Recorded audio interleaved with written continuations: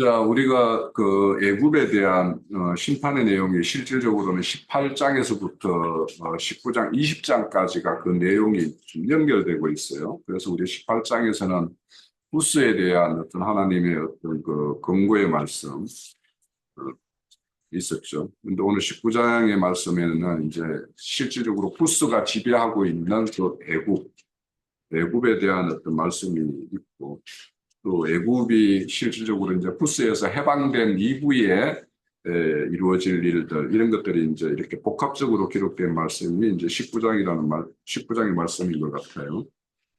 자, 우선 우리가 애굽은 어떤 걸 상징한다라는 것은 다들 잘 알고 계시잖아요, 그죠? 세상을 상징하는 것이고. 그런데 이제 세상이라는 것을 우리는 어떤 관점으로 봐야 될 것인가 하면은 우리 마태복음 13장에 보면 세상은 하나님의 천국 아들들 씨를 뿌리는 어떤 밭으로 이렇게 표현하고 있어요. 그래서 거기에는 네 밭을 이렇게 비유하고 있는데, 그래서 세상은 실질적으로 하나님이 매 시대마다 갈고 씨 뿌리고 추수하는 이런 일이 반복되죠. 그래서 매 시대마다 하나님은 그런 어떤 추수의 수를 이렇게 채워가는 것이 하나님의 일이십니다.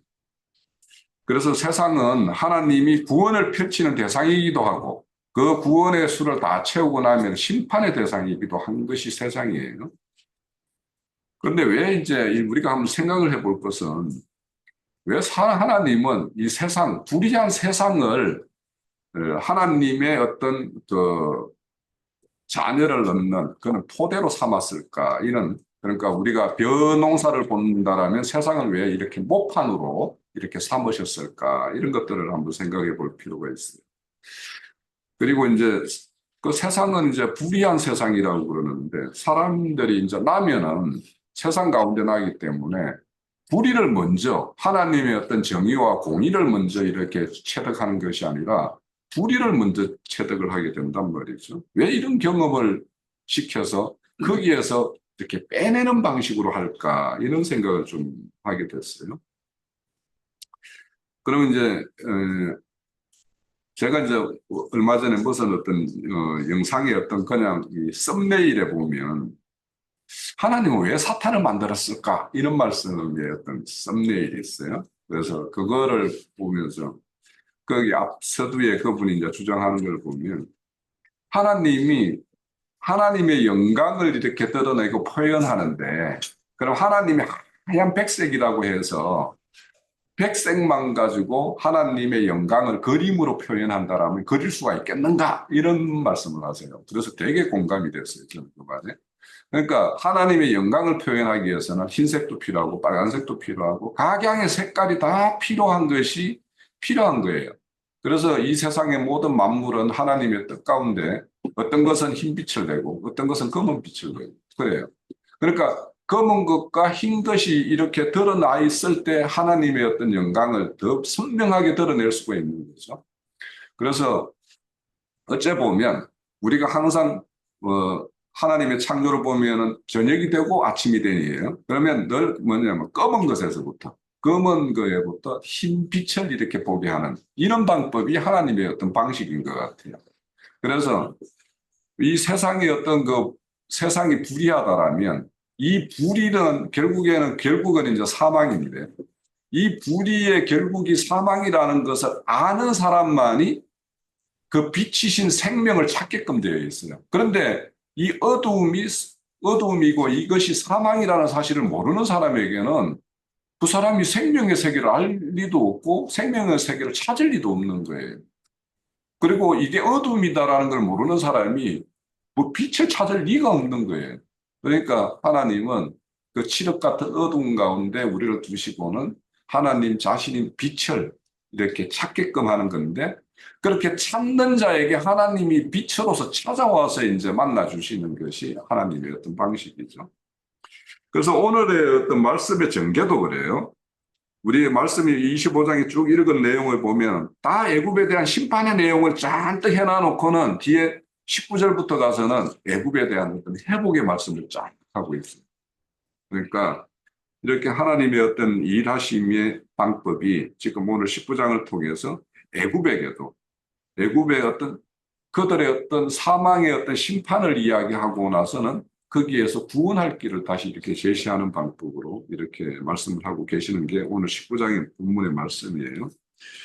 자, 오늘 본문의 말씀이 25절까지라 좀 길기는 한데, 간단한데, 그 내용이 그렇게 어려운 내용은 아니에요. 그래서 간단하게 해서 가능하면 25장까지 마치고, 만약에 시간이 너무 길어서 못 마치면 어차피 30장도 이어지는 말씀인데, 20장이 되게 짧아요. 6절밖에 안 돼. 그래서 연결시켜서 이제 내주에 이제 말씀을 나눠도 되니까 나가는 만큼 나가고 시간을 가능하면 지금 20분이니까 12시 안에 마치도록 그렇게 할게요.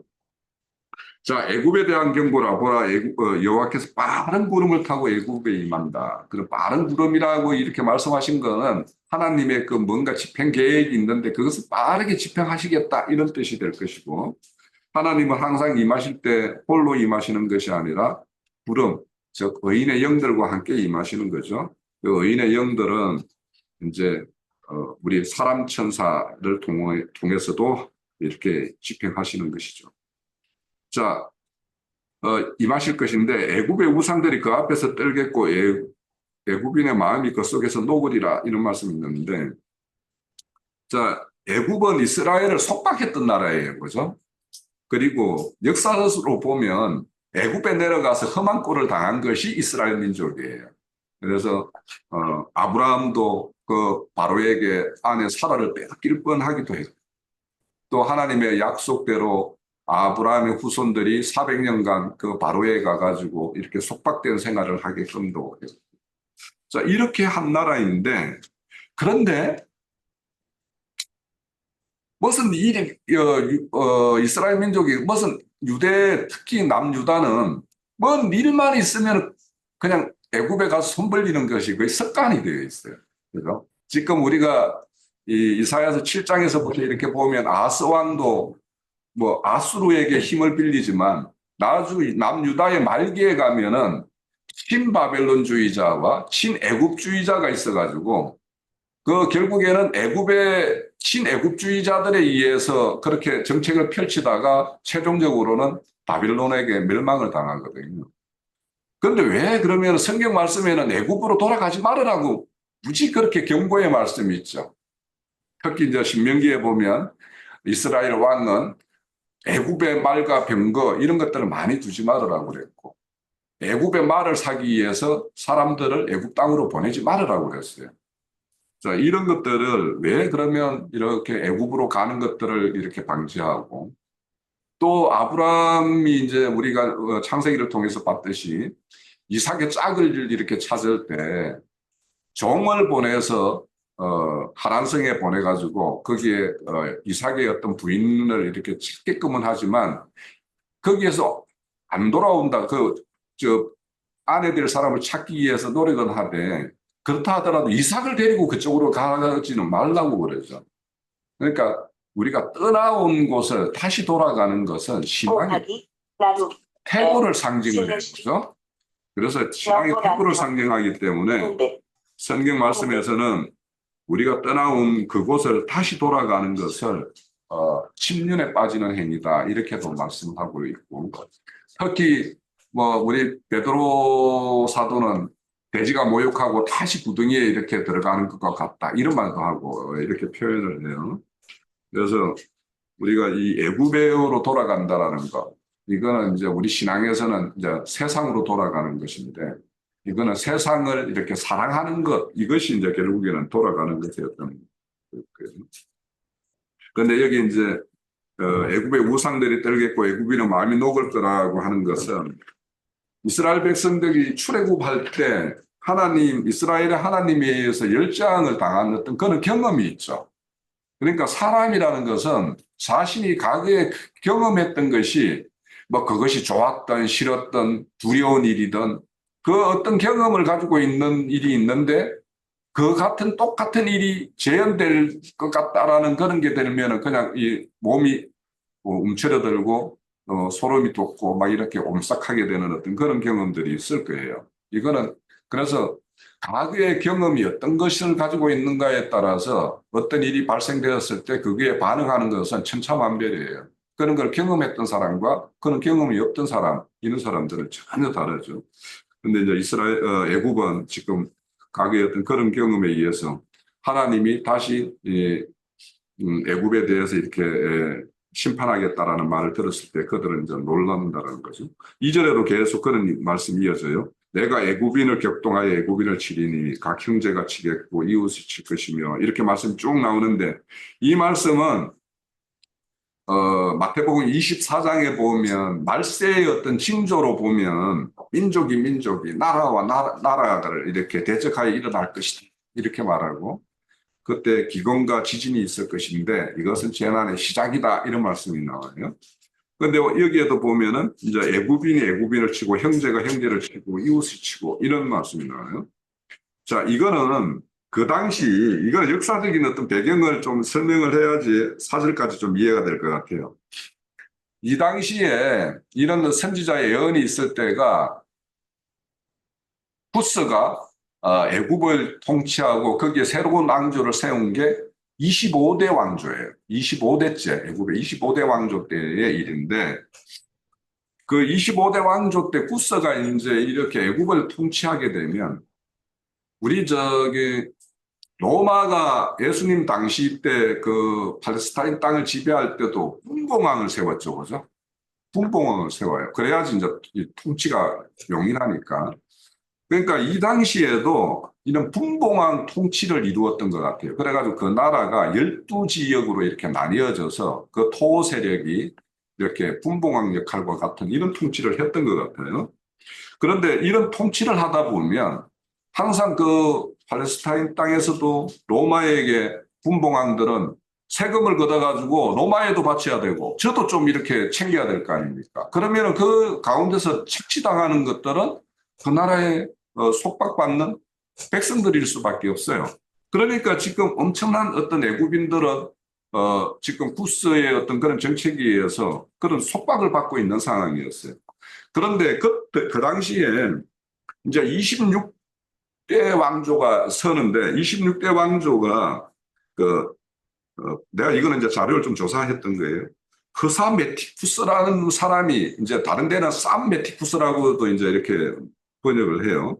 그런데 그 사람이 이 12지방으로 나뉘어 있는 사람들 서로 이간을 시키는 거예요. 이간질을 시켜가지고 서로 싸우게끔 만들어. 그래가지고 그 세력들이 힘이 쭉 빠졌을 때 이 사람이 12지역을 다 통합을 해가지고 애굽의 구스로부터 독립을 시키는 거예요, 이 사람이. 그래서 여기 보면 이 해석에 대해서는 여러 사람들의 자료를 봤을 때 좀 다른데, 저는 이제 제가 생각할 때는 여기 보면 21절에 한번 볼게요. 20절. 19장 20절에 보면 애굽 땅의 만군의 여호와를 위하여 징조와 증거가 되리니 이는 그들이 압박하는 자로부터 말미암아 여호와께 부르짖고 여호와께서 그들에게 한 구원자 보호자를 보내서 그들을 건지실 것이라고 이야기했죠.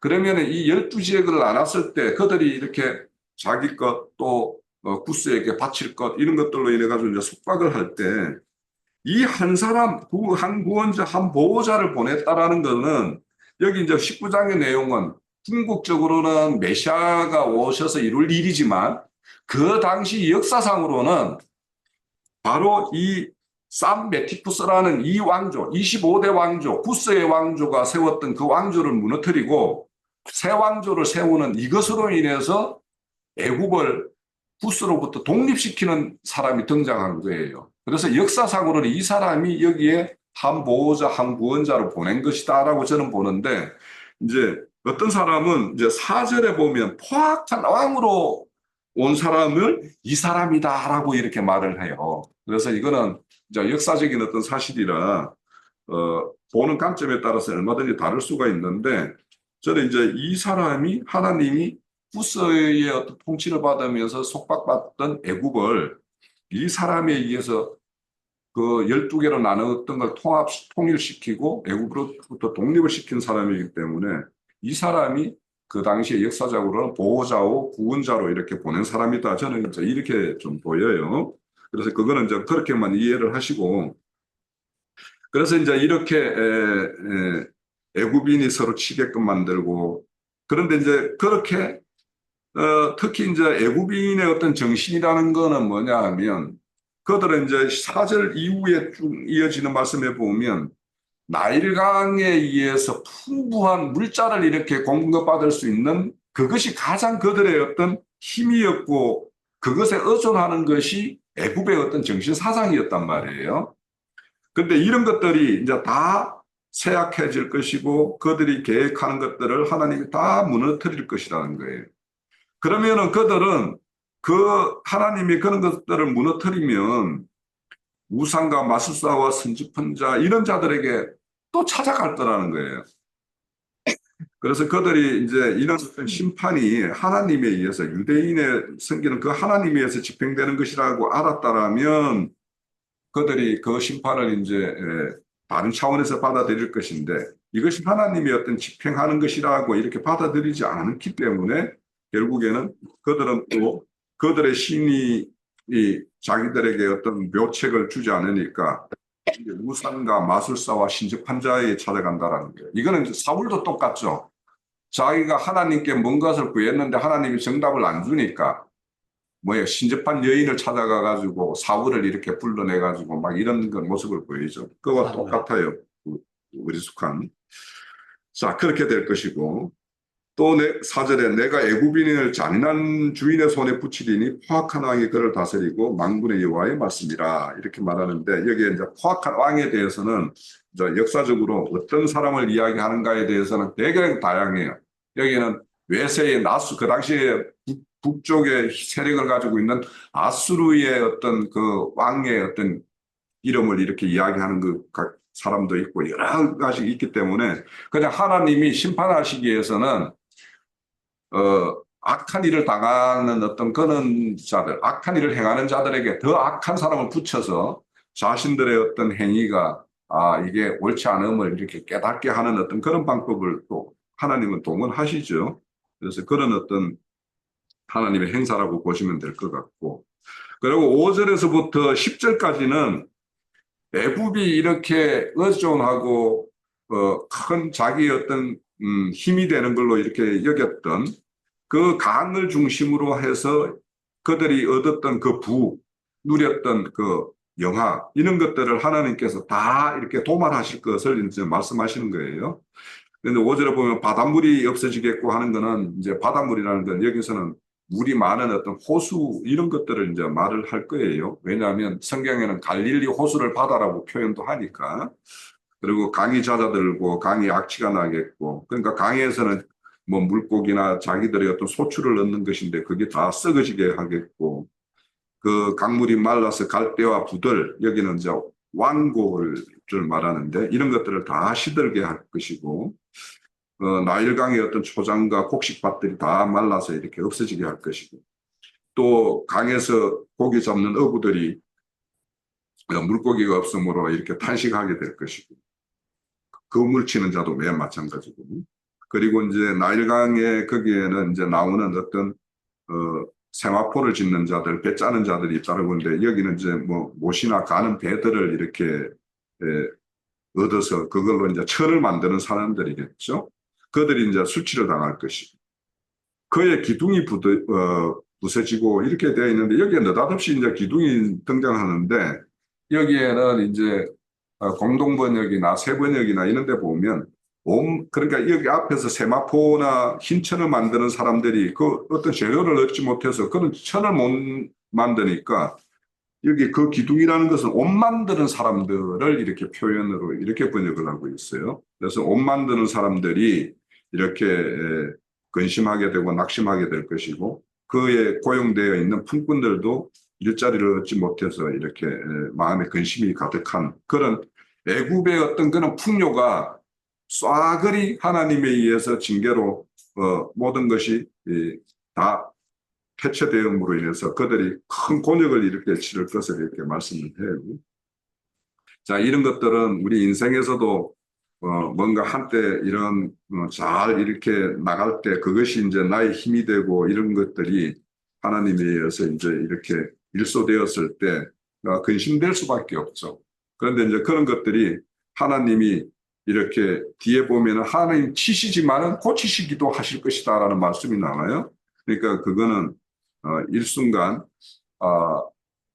욥이 그런 일을 당한 것처럼 그런 일을 하시는 것은 더 큰 참된 복을 주시기 위함이라는 것을 우리가 이제 머리로는 알지만은 참 이게 모든 것을 받아들이기는 참 쉽지는 않죠. 예.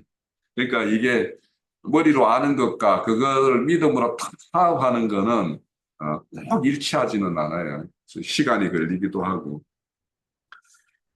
자, 그런 것을 이제 애굽에 대한 어떤 심판의 내용을 구체적으로 말씀하는 것이 5절에서 10절의 내용이고, 또 이제 이런 어떤 경제적으로 이런 큰 어려움을 겪게 하지만, 또 이제 11절에 보면은 그 방백들, 그들을 다스리는 방백들, 그럼 이제 정치적인 어떤 문제가 이제 또 되겠죠. 그 소안의 방백이라는데, 소안에는 이제 람셋이라는 곳이에요. 그래서 이 나일강이 이렇게 흘러서 이렇게 흐르는 이제 이렇게 삼각주가 형성되죠. 삼각주의 가장 북동쪽에 있는 것이 이제 이 소안의 어떤 도시인데, 여기는 그 요셉이 총리가 될 때 왕조가 히소스 왕조예요. 그 왕조 때 이 소안이라는 곳이 수도였어요. 애굽의 수도. 그래서 그러면 수도였기 때문에 거기에는 나라를 다스리는 고위공직자들이 이렇게 거처를 삼는 어떤 그런 데가 되겠죠.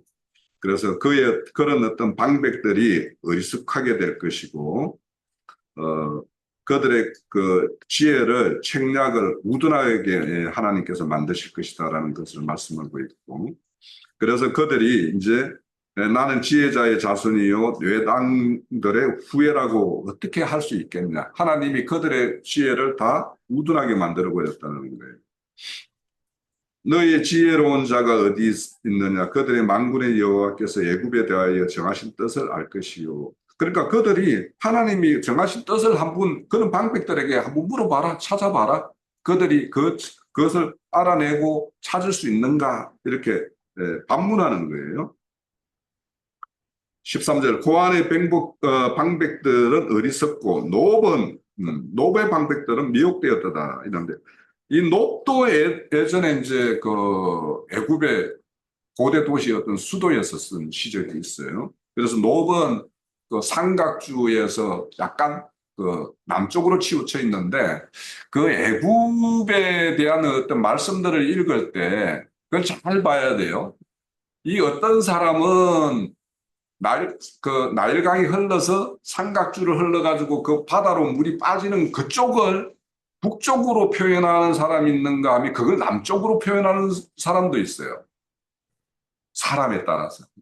무슨 말인지 알겠어요? 지구본에 따라서 우리가 보면, 우리 기준으로 보면 그쪽이 북쪽인데 물이 그쪽으로 흐르기 때문에 그 길을 남쪽으로 표현하는 사람들이 있다고, 책을 보든지 이런 자료를 보면.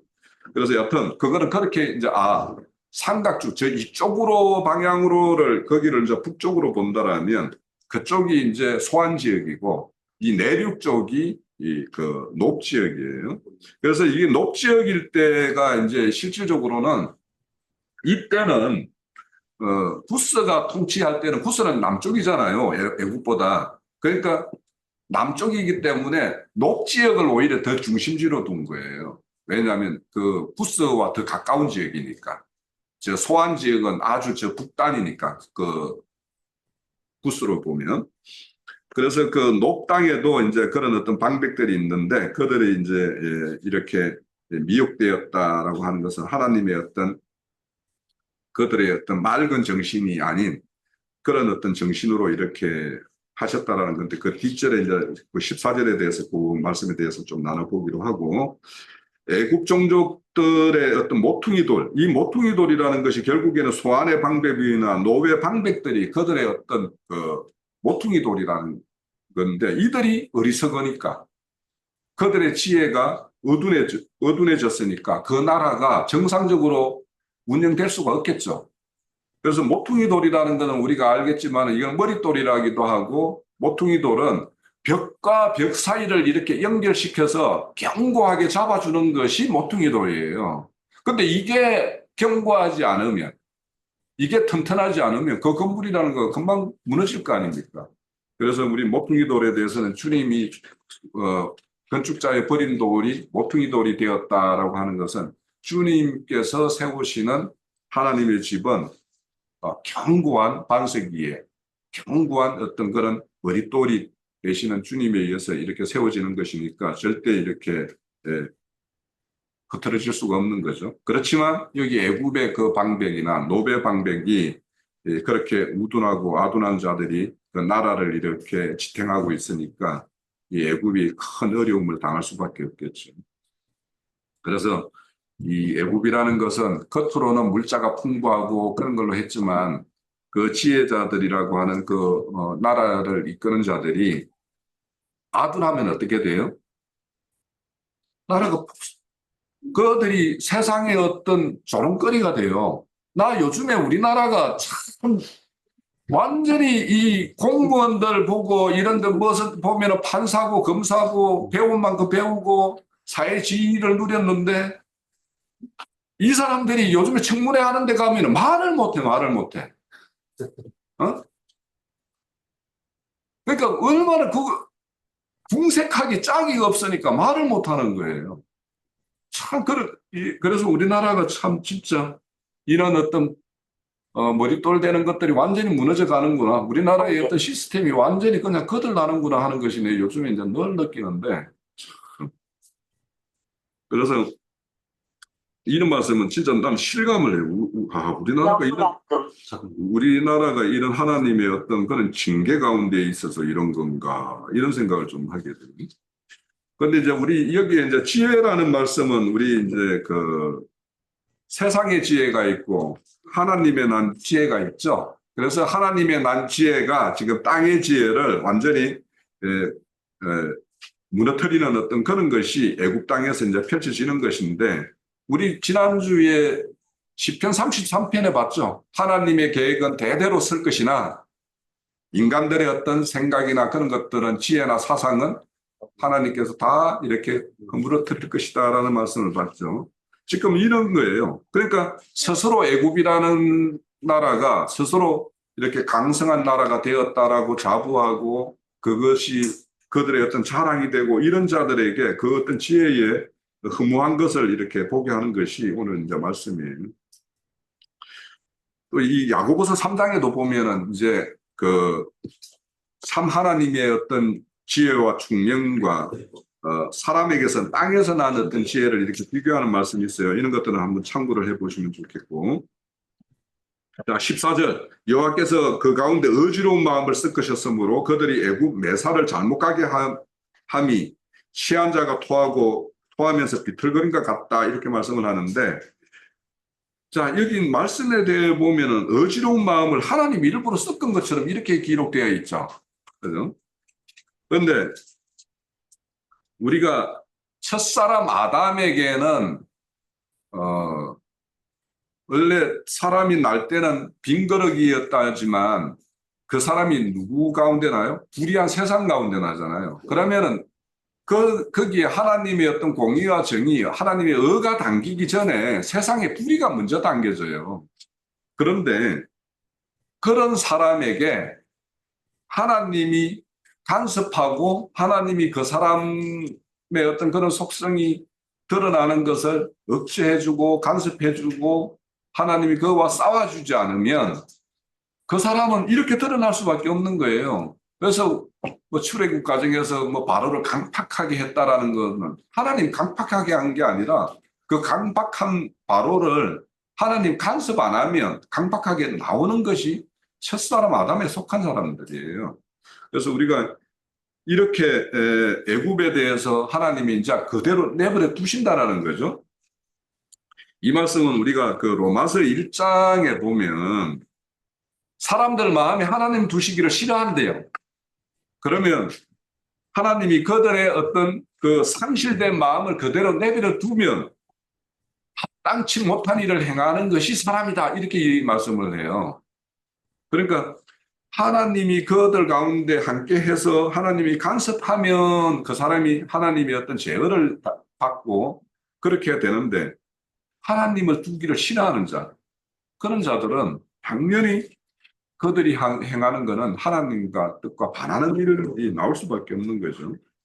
자, 이렇게 애굽의 실상이 그러한데 15절에 보면 애굽의 머리와 꼬리, 종려나무와 갈대 모든 것이 이와 같다라는 거예요. 그러니까 머리 정수리에서 발끝까지 모든 것이 이와 같이 하나님의 어떤 그, 그 어지럽혀진 하나님이 없음으로 인해서 어지럽혀진 어떤 그런 심성으로 이렇게 이스라엘 애굽이 이루어지고 있다라는 거죠.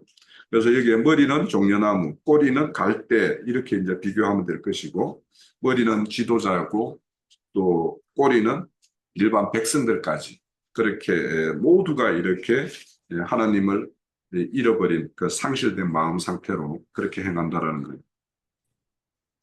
자, 16절에 보면 이제 그날에 이렇게 나오는데 이제 계속 이어지는 말씀이 16절에도 그날에 18절에도 그날에 이렇게 계속 이어지는데 이 그날이라는 것이 좀 달라요. 그래서 16절은 애굽의 어떤 심판의 날이 임했을 때 일어날 어떤 그 현상을 말해요. 하나님이 그러니까 심판을 하겠다 이런 소리가 이제 이렇게 들려오니까 그 애굽이 유대 땅의 어떤 유다의 땅은 애굽의 두려움이 됐다 이런 말은 뭐냐면 이 당시에 이미 아수르는 하나님의 어떤 손에 의해서 뭡니까 아수르에 의해서 그 일대는 다 아수르 손아귀에 들어갔고 남유다도 예루살렘을 제외한 대부분의 성읍은 아수르 손아귀에 다 들어가 있는 상황이었어요. 그러니까 하나님의 땅이라고 하는 그 유대 땅도 이미 하나님의 어떤 심판에 의해서 다 아수르 손아귀에 들어가서 겨우 예루살렘만 이렇게 보존받고 있는 이런 상황이라는 그 소식을 애굽이 들었을 때 두려워 떤다라는 거예요. 그러면 그들이 하나님의 자녀된 그 땅도 그렇게 했는데 예전에 그들을 출애굽시키기 위해서 애굽 땅에 행했던 이 일들을 경험하고 있는 그들은 이 소식이 어떠하겠는가라는. 그래서 이들이 이제 특히나 그 당시에 이런 아수르가 이렇게 유다를 이렇게 괴롭히고 할 때 많은 사람들이 애굽으로 피난을 갔어요. 피난을 갔죠. 그러니까 이제 유대 말기에는 그 에레미야 선지자 같은 경우에는 강제로 애굽으로 압송되어 갔죠. 왜 그러냐?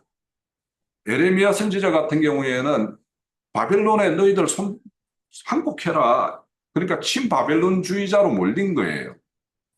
그러니까 애굽을 볼 때는 이게 눈에 가시죠. 그러니까 에레미야 선지자는 강제로 애굽으로 이렇게 압송되어 갔지만 그 당시에 자발적으로 피난을 애굽 땅으로 간 사람이 많이 있어요. 그러면 지금 유대 땅에서 아수르가 이렇게 점령하고 이렇게 하는 것들을 그들이 피난민들이 애굽 땅에 가서 뭐라고 이렇게 전했을까? 우리가 하나님을 저버리고 하나님의 말씀대로 행하지 않고 하나님을 배반한 결과로 이런 일을 당했습니다라고 이야기하지 않았겠는가 말이에요. 우리가 잘못한 게 없는데 불의한 하나님이 우리를 이렇게 했어요라고 하지는 않았겠죠. 그런 소리를 듣는 사람들이 애굽 땅에서 그럼 하나님의 어떤 심판이 애굽에 이렇게 임할 것이다라는 선지자나 이런 말씀을 들었을 때 어떤 반응을 보였겠냐.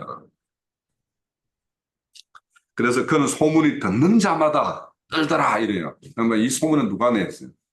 그 짝의 피난 갔던 남유다민들이 가가지고 하나님의 어떤 징계 이런 것들을 전했을 거 아닙니까? 자, 그래서 이런 심판날이 되니까 이제 이렇게 애굽이 이렇게 떨고 있죠. 그러니까 이런 것들도 한번 해보자 이랬으면 하나님이 그냥 가차없는 어떤 징계를 할 텐데 그 소문을 듣고 애굽이 그렇게 두려워하고 떠니까 18절에 그날에 해가지고 이제 애굽에 대해서 하나님이 이제 은혜를 베풀 것을 말씀합니다. 그러니까 하나님의 징계를 두려워하는 자에게는 하나님이 아니, 매를 들고 부모가 해초리를 드는데 그 해초리 앞에서 막 들들 떠는 자식을 보면은 그 부모가 해초리의 강도가 약해질 수밖에 없죠. 그런데 거기에 막 맞서서 막 어떻게 해보겠다라고 이렇게 하면은 그 매는 이제 더 강해질 수밖에 없죠. 이제 그런 어떤 의미로 이해를 하시면 될 것 같아요. 자, 18절에 그날에 애굽 땅의 가나안 방언을 말하며, 그럼 가나안 방언을 누가 전했겠어요? 여기 가나안 방언이라고 해가지고 가나안 족속들이 하는 말이라기보다는 가나안은 약속의 땅이죠. 약속의 땅에 사람들이 와가지고 하는 말들을 이렇게 말하는 거예요. 그럼 이거는 그 땅에 피난 간 사람들이 전했겠죠.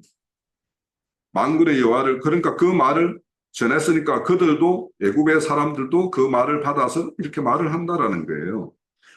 말하며 만군의 여호와를 가리켜 맹세하여 다섯 성읍이 있을 것이며 그 중에서 멸망성읍도 하나는 멸망성읍이라 칭하리라. 이런데 이 멸망성, 이게 뭐 장망성 이렇게도 이야기하고, 거기 우리 간주에 보면은 태양성 이렇게 되어 있죠. 태양성. 그러니까 하나님을 섬기는 다섯 성읍이 있는데 하나님을 온전히 잘 섬기는 네 성읍이 있고, 하나는 여전히 태양성을 섬기는 어떤 한 성읍이 있어서 그 성읍은 하나님이 최종 이렇게 멸망시키는 어떤 본으로서 세울 어떤 성이 있을 것이다, 이런 말씀을 하시는 거예요.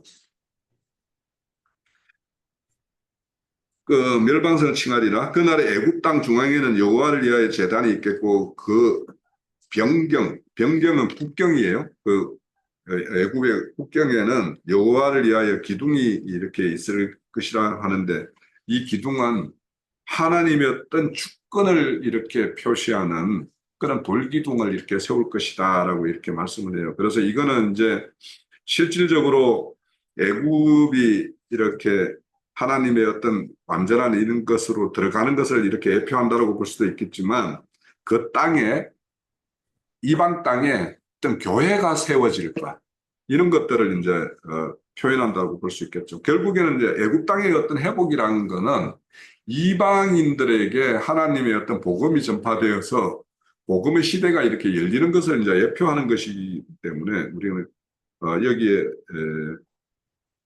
제단이라거나 또 돌기둥이라는 것은, 야곱이 뭐라고 그랬어요?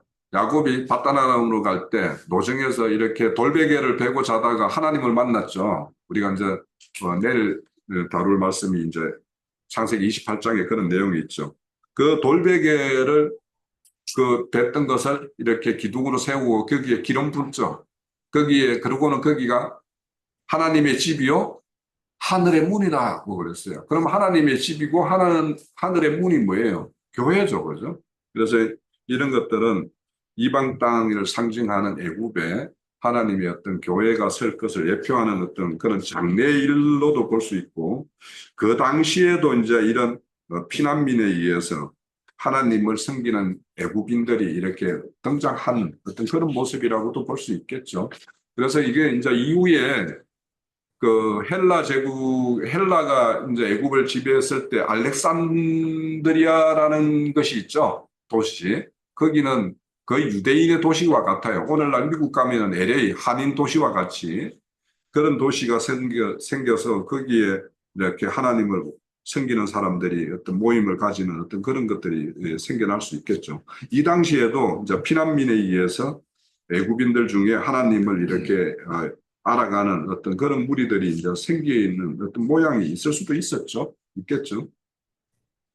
자, 그런 것이 있고, 20절에 보면 이것이 애굽 땅에서 만군의 여호와를 위하여 징조와 증거가 될 것이다 라는데, 이것이라는 것은 애굽 땅에 여호와를 위한 제단과 기둥이 설 것, 이것이 하나의 애굽 땅의 만군의 여호와께서 이제 그들을 통치하고 다스리는 어떤 징조와 증거가 될 것인데, 이것은 그것도 역시 교회를 통해서 하나님의 말씀이 이렇게 전파되고 하는 것들을 이제 상징하는 모습이라고 보여지고, 여호와께서 그들에게 한 구원자, 보호자를 보내줄 것인데, 이거는 한 보호자, 구원자는 이제 궁극적으로는 메시아에 대해서 이제 성취될 것인데, 아까 역사상으로 보면 애굽이 구스의 어떤 지배를 받던 시대에 그 25대 왕조일 때 그것을 종결시키고 26대 독립된 애국으로 하는 그 터사 메티쿠스라는 그 한 왕을 구원자 보호자로 이렇게 보낸 어떤 그런 것으로 우리가 이해할 수도 있어요. 그래서 그거는 막 애굽의 역사이니까 그 정도로 하고, 우리는 이 내용은 최종적으로는 주님이 오셔서 온전한 구원자 보호자 되시는 어떤 이런 어떤 대표적인 것으로 이렇게 이해를 가지면 될 것 같고요. 자, 21절에 여호와께서 자기를 애굽에 알게 하시리니 그날에 애굽의 여호와를 알고 재물과 예물을 그에게 드리고 경배하는. 자, 이거는 이제 결국에는 이제 앞으로 이국 땅에 하나님의 어떤 복음이 전파되어서 그들이 하나님께 나와서 예물과 재물을 드리는 어떤 그 시대를 이렇게 예언하는 어떤 말씀이기도 하고, 그 당시에 피난민 유대인들에 의해서 하나님이 증거되는 그 말씀의 현장을 하나님의 어떤 재단이라고 우리는 영적으로 이렇게 그 시대에도 이런 것을 의미한다라고도 이해를 가질 수 있을 것 같아요. 자, 그래서 우리가 여기서 하나 생각할 것은, 하나님이 이렇게 아수르의 어떤 핍박에 의해서 피난민이 애굽 땅에 내려갔어요. 또 최종적으로는 바벨론의 포로가 되어서 갔어요. 이렇게 하나님이 왜 이스라엘을 디아스포라라고 하는 이런 흩트는 작업을 하는가에 대해서 우리가 잘 이렇게 좀 생각을 해보면, 이건 분명히 심판이 있어서 그런 일이 발생이 됐는데, 한편으로는 이런 심판을 통해서 유대인들을 흩음으로 인해 가지고 하나님의 말씀이 흩어지는 것도 있어요. 그러니까 나중에 바울 사도가 이 복음을 전파할 때도 그 다 흩어진 유대인들이 모여 있는 그 회당을 중심으로 삼아서 복음을 전파했잖아요. 그러니까 바벨론의 포로로 잡혀갔던 자들 중에서 돌아오는 것이 원칙이죠. 그들이. 그렇지만 그 땅에 남아있는 자들은 그러면 아무 가치 없었을까? 그들에게도, 그들을 통해서도 하나님의 어떤 행사, 이런 것들이 증거되는 부분도 있을 것이다 라는 생각도 저는 좀 들어요. 그래서 하나님은 심판 가운데서도 하나님의 일은 도도히 이렇게 흘러가고 이루어가는 것을 우리는 역사의 현장에서도 우리는 이렇게 확인이 가능할 수 있다 생각이 들고. 자, 22절. 여호와께서 애굽을 치실지라도 치시고 고치실 것이라. 그러니까 지금 애굽의 앞에서는 애굽의 이렇게 심판에 대한 예언을 말씀하시고, 그렇지만은 치더라도 고치실 것이다라고 말씀을 하죠. 그러면 이제 지금 앞으로 우리가 20장에 가면 부스와 애굽에 대해서 치실 것이라는 내용이 나와요. 그러면은 이 말씀에 근거해서 그렇게 치셨다라면 또 다시 고치실 것이 또 예비되어 있다라는 거죠. 거기 최종적으로는 메시아에 의해서 그렇게 고치실 것이 이제 예언되어 있다라고 볼 수 있을 것 같아요. 자, 23절. 그날에는 이제 이방인 시대가 완전히 열렸을 때, 이럴 때라고 보시면 될 것 같아요.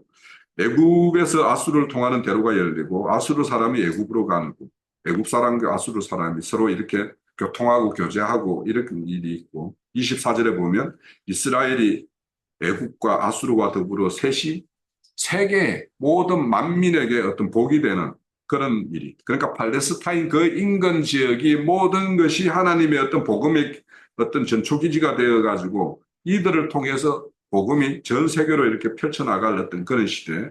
그래서 여기가 우리가 뭐 레반트 지역이라고 그러죠. 그 지역. 그 지역이 중심이 되어서 하나님의 복음이 1차 기지화가 되고, 거기에서 전 세계로 이렇게 복음이 퍼져나갈 것, 이런 것들을 이제 말씀하는 것이 23절, 24절, 25절의 말씀이 그렇게 될 것인데, 그래서 지금은 시대로 보면 남유다, 이스라엘 민족이 하나님의 어떤 그 복음의 중심이지만, 그것이 그 일대의 어떤 복음화가 되고 전 세계로 하나님의 어떤 복음이 전파될 그런 예언에 대한 말씀이 오늘 이 19절에 언급이 되어 있어요. 그래서 19절의 내용은 어찌 보면 심판의 내용의 어떤 말씀이 중에 있지만, 하나님의 어떤 그런 심판 중에서도 하나님의 어떤 복음이 온 민족에게 이렇게 전파하실 그런 것들이 이렇게 예시되어 있는 것이 19장의 말씀이다. 그래서 어찌 보면 우리가 여기서 말씀하는 애국과 아수르에 속한 자들이었지만 하나님의 복음을 믿어서 그런 복음 가운데로 들어온 어떤 그런 우리들의 어떤 모습과 이렇게 합치되는 어떤 부분도 있고 해서 하나님의 어떤 구원사가 어떻게 이루어질 것인가 하는 것들이 오늘 말씀에서 우리가 살펴볼 수 있다고 생각이 돼요. 자, 제 증거는 여기서 마칠게요. 자, 1부는 여기서 마칩니다.